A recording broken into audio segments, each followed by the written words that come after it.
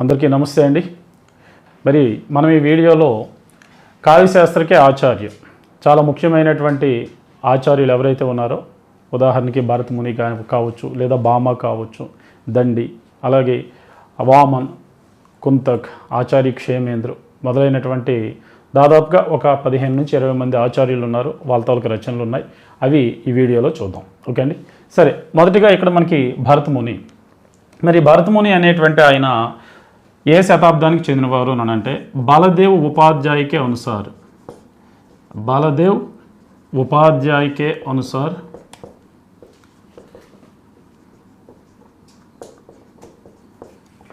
ईसवी सन दूसरी सदी.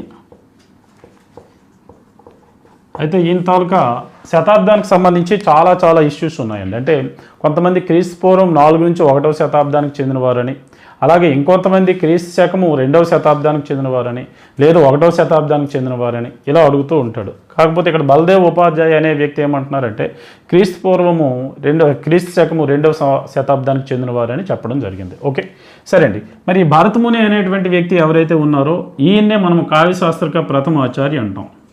కావ్యశాస్త్రక ప్రథమ ఆచార్య, ప్రథమ ఆచార్య. ఓకే అండి. సరే, కావ్యశాస్త్రం అంటే ఏంటండి? ఆల్రెడీ కావ్యశాస్త్రం గురించి మనము ముందు వీడియోలో మొత్తం పరిచయం అంతా ఇచ్చాం, అది ఒకసారి చూడండి. ఓకే, సరే అండి. కావ్యశాస్త్రం అంటే కావ్య లక్షణ, కావ్య గుణ, కావ్య దోషు, లేదంటే కావ్య హేతు, కావ్య ప్రయోజనం మొదలైనటువంటి వాటి గురించి చర్చించేటువంటి శాస్త్రం అని. దీన్ని సంస్కృతంలో అయితే అలంకార శాస్త్రం అని కూడా అంటారు. అలంకార శాస్త్రం అన్నా కావ్యశాస్త్రం అన్నా ఒకటే. ఓకే అండి. సరే, ఈ కావ్యశాస్త్రక ప్రథమ ఆచార్య అయినటువంటి భరతముని ఈయన తాలూకా రచన నాట్యశాస్త్రం. నాట్యశాస్త్రం చాలా మోస్ట్ ఇంపార్టెంట్ అండి. ఓకే, కావ్యశాస్త్రంలో మొట్టమొదటి రచన ఏది అని అంటాడు. ఓకే, భారతీయ కావ్యశాస్త్రంలో మొట్టమొదటి రచన నాట్యశాస్త్రం, భరతముని. మరి ఈ నాట్యశాస్త్రం అనేటువంటి దేనికి సంబంధించింది? అయితే వాస్తవానికి ఇది పూర్తి స్థాయి కావ్యశాస్త్ర రచన అవుతుందా అంటే పూర్తి స్థాయి కావ్యశాస్త్ర రచన కాదండి. కావ్య అంటే అర్థం ఏంటి అని అంటే ముఖ్యంగా పద్యమయము. ఓకే, కానీ ఈ నాట్యశాస్త్రంలో కావ్య గురించి కంటే దేని గురించి అంటే అభినయ గురించి ఎక్కువగా ప్రాధాన్యత ఇవ్వడం జరిగింది. అభినయ అంటే అర్థం ఏంటండి? నాటక్. ఓకే, నాట్యశాస్త్రం అనేటువంటిది ఎక్కువగా నాటకం మీద ఫోకస్ పెట్టింది తప్ప కావ్యాల గురించి ఫోకస్ పెట్టలేదు. ఓకే, కాబట్టి ఇది పూర్తి స్థాయి కావ్యశాస్త్ర రచన అయితే కాదు. ఓకే, అయినప్పటికీ కావ్యశాస్త్రంలో మొట్టమొదటి రచన అని ఇదే పేర్కొనబడుతుంది. ఓకేనా? సరే అండి. అయితే ఇందులో కావ్యాల గురించి ఉంటుందా, నాటక గురించి ఉంటుందా అని అంటే నాటక లేదా అభినయ గురించే ఎక్కువగా ఇంపార్టెన్స్ ఇవ్వడం జరుగుతుంది. ఓకే, సరే అండి. దీంట్లో మనకి 36 అధ్యాయాలు ఉన్నాయి. ఇందులో ఉన్న అధ్యాయాల సంఖ్య ఎంత అండి? 36 అధ్యాయాలు. ఈ 36 అధ్యాయాల్లో మనకి 5000 ఛందస్సులు ఉన్నాయి.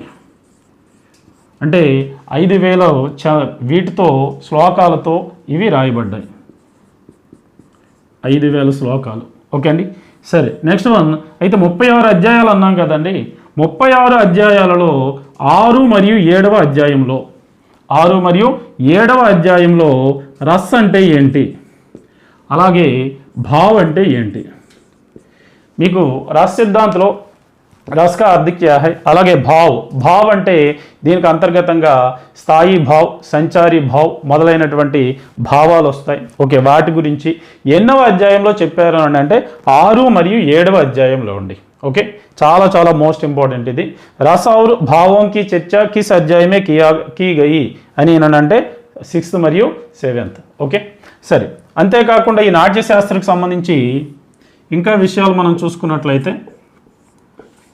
ఇందులో కావ్యకే గుణ్ 10 అని చెప్పారు. అలాగే కావ్యకే దోష్ 10 అని చెప్పడం జరిగింది. అలాగే రస అని చెప్పుకున్నాం కదా. రస ఎన్ని అని అంటే 8 రసాలండి. ఓకే, ఆచార్య భరతముని ప్రకారము 8 అంటే 8 రసాలే. ఓకే, నవరసాలు మనం ఫేమస్ అంటాం. నవరసాలలో ఇతను చెప్పనిది ఏది అని అంటే శాంతరస్. ఓకే, భరతముని నాట్యశాస్త్రంలో నవరసాల్లో ఏ రసం గురించి లేదండి, శాంతరస్ గురించి లేదు. మరి ఇంక దేని గురించి ఉందండి అంటే శృంగార రసం ఉంది, లేదంటే వీర రసం ఉంది, హాస్య రసం ఉంది, కరుణ రసం ఉంది, భయానక రసం ఉంది, బేభత్స రసం ఉంది. ఓకే, కానీ దేని గురించి లేదు అని అంటే శాంతరస్ గురించి లేదు. మరి సాంతరస్ గురించి ఎవరండి ప్రతిపాదించారు అని అడగొచ్చు. అది కూడా ఇక్కడ మనము చూసుకోవాలి.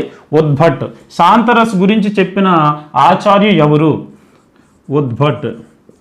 ఓకే అండి, చాలా చాలా మోస్ట్ ఇంపార్టెంట్. చాలాసార్లు ఇది ఎగ్జామ్లో బిట్స్గా కూడా రావటం జరిగింది. ఓకే, సరే. నెక్స్ట్ వన్, మరి భరతముని కొన్ని అలంకారాల గురించి కూడా చర్చించడం జరిగింది. అలంకారాల గురించి కూడా చర్చించారు. ఓకే అండి, సరే. ఈయన ఎన్ని అలంకారాలు చెప్పారండి అని అంటే 4 అంటే 4 అలంకారాలేనండి. ఓకే, ప్రస్తుతం అయితే దాదాపుగా 300 నుంచి 400 అలంకారాలు ఉన్నాయి. కానీ ఆయన చెప్పినవి ఎన్ని అని అంటే అప్పట్లో 4 మాత్రమే అలంకారాలు చెప్పారు. మరి ఆ 4 అలంకారాలు ఏంటేంటండి ఒకసారి చూద్దాం. ఒకటి రూపక్, 2 ఉపమ, 3 దీపక్, అలాగే 4 అనుప్రాస అలంకారం. అనుప్రాస అలంకారం. ఓకే, ఏ అలంకారాలండి? రూపక అలంకారం, ఉపమాలంకారం, దీపక అలంకారం, అనుప్రాస అలంకారం. ఇవి ఎలా గుర్తించుకుంటాం? రూప అనే అమ్మాయి ఉపమా చేసి దీపక్ అనే అబ్బాయికి ఇచ్చింది. ఏంటండి? రూప అనే అమ్మాయి ఉపమా చేసి దీపక్ అనే అబ్బాయికి ఇచ్చింది. ఆ దీపక్కి ఆ ఉపమా నచ్చలేదు. అప్పుడు పక్కనే ఉండే అనువుకి ఆ ఉపమాని తినమని ఇచ్చాడు అని గుర్తించుకోవాలి. ఓకే, ఇవి 4 అలంకారాలు భరతముని చెప్పినటువంటివి. ఓకే, మళ్ళీ ఒకసారి చూద్దాం. भरतमुनि बलदेव उपाध्याय के अनुसार किस सदी के? ईस्वी सन दूसरी सदी. नेक्स्ट वन మరి ఈయన కావ్య శాస్త్రంలో మొట్టమొదటి ఆచార్యుడు అని చెప్పుకున్నాం. నెక్స్ట్ వన్ ఈయన తాలూకు రచన నాట్యశాస్త్రం. ఈ నాట్యశాస్త్రం అనేటువంటిది కావ్యశాస్త్ర రచనే, మొట్టమొదటి కావ్యశాస్త్ర రచనే, కానీ పూర్తి స్థాయి కావ్యశాస్త్రది కాదు. మరి దేనికి సంబంధించింది ఏంటి అని అంటే అభినయానికి సంబంధించింది, లేదా నాటక గురించి ఎక్కువ చర్చించింది. ఓకే, కావ్య గురించి తక్కువ చర్చించింది. ఓకే, నెక్స్ట్ వన్ ఎన్ని అధ్యాయాలండి? ఇది 36. ఎన్ని శ్లోకాలండి? 5000. ఓకే, రస మరియు భావ్. భావ్ అంటే స్థాయి భావ కావచ్చు, సంచారి భావ కావచ్చు, విభిన్నమైనటువంటి అన్ని రకాల భావాల గురించి కూడా 6 మరియు 7వ అధ్యాయాల్లో ఉన్నాయి. నెక్స్ట్ వన్ ఇంకా నాట్యశాస్త్రంలో ఏం చెప్పారంటే గుణోంకి సంఖ్య కిత్ని అని అంటే 10, దోషంకి సంఖ్య 10, అలాగే రసంకి సంఖ్య 8. ఏ రస గురించి చెప్పలేదు అని అంటే సాంతరస్ గురించి చెప్పలేదు. మరి సాంతరస్ గురించి చెప్పింది ఎవరు అని అంటే ఉద్భట్. ఓకే అండి, సరే. ఇది ఎలా గుర్తుంచుకుంటాం? శాంతి ఉద్దా, ఉద్దా అంటే వద్దా. ఓకే, ఈ రోజుల్లో శాంతి ఎవరికైనా వద్దు అనుకుంటారా? శాంతంగా ఉండాలని వద్దు అనుకుంటారా? ఉండాలి అనుకుంటారు అని చిన్న హింట్లా పెట్టుకోండి. నెక్స్ట్ వన్ ఇతని అలంకారాలు ఎన్నండి అంటే 4 అలంకారాలు: రూపక్, ఉపమా, దీపక్, అనుప్రాస.